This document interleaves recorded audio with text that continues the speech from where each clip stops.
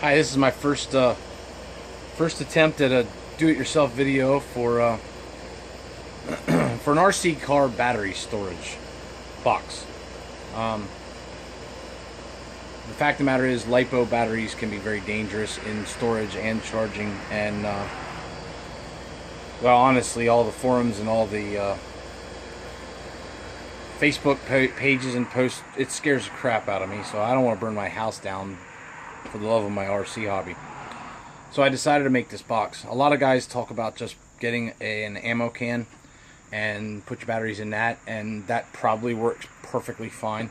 Honestly, I was a little worried that it would still get hot enough to maybe, at the very minimum, damage whatever you have the box sitting on. So I came up with this. I'm going to flip you around here. So what we have here is a cheap imitation ammo can from Walmart, 10 bucks. These are pretty close to the actual USGI specifications, to be honest with you. They're about the only thing that I saw that was glaringly different, which there's probably lots of stuff, but the only thing that I saw right out the gate was the handle on the lid was different. But regardless, what else I have is you're going to need either some cement board, or I actually had some Hardy Backer board laying around. I used 1/4 inch, but honestly you could use 1/2 inch if you wanted to. You're going to need a tape measure, a razor blade. I use a Sharpie to mark all my stuff, and some means of scoring or marking a straight and or square line on your Hardy Backer. And so basically all I did was I measured the inside diameter of the box, okay, and then I took off about you know, what I thought I needed to take off to make everything fit. That ended up being, for the bottom, a 10 3/4 inch by 5 inch piece, and then each side, which I actually did those first, one was 10 1/4 by 6, and the other was also 10 1/4 by 6. And then the end pieces is where things got a little different.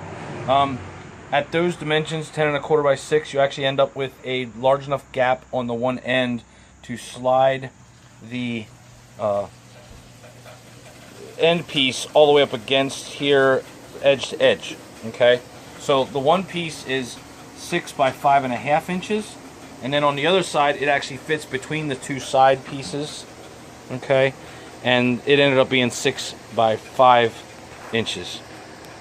And what I'm gonna do, which is probably also overkill, is and may even make it more flammable, but honestly I want some kind of a glue.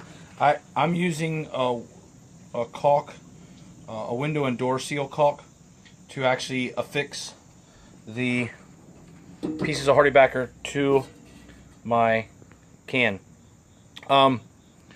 That probably, like I said, isn't needed. If you don't want to do that, you can. I'm also going to be making dividers in here so I can put 3 batteries in their own separate pocket. I'll show you that in probably a later but spliced in video. Anyway, let me get these in and then I'll be right back. So once they're all installed, this is what your box will look like on the inside. Like I said, I'm gonna make 2 more pieces, one here and about one here, but you could do as many as you wanted in there, and it would give you, you know, dividers. Now the one thing I did not do is I did not put one on the lid. Honestly, with everybody telling me just to use an ammo box, I don't think it's necessary, and I'm a little worried about an interference fit around the edge here if I put one on the lid. So I'm not doing that. The lid fits on there real nice, and I feel more comfortable now that this is a better insulative boundary for the heat if these batteries are to cook off. I hope this helped. I don't know if anybody's ever tried this before or not, but I figured, what the hell, I'll give it a shot. Maybe you guys will like it, maybe you won't, but it's how I'm going to store my 2S LiPo batteries for my Traxxas / Ultimate. Thanks for watching.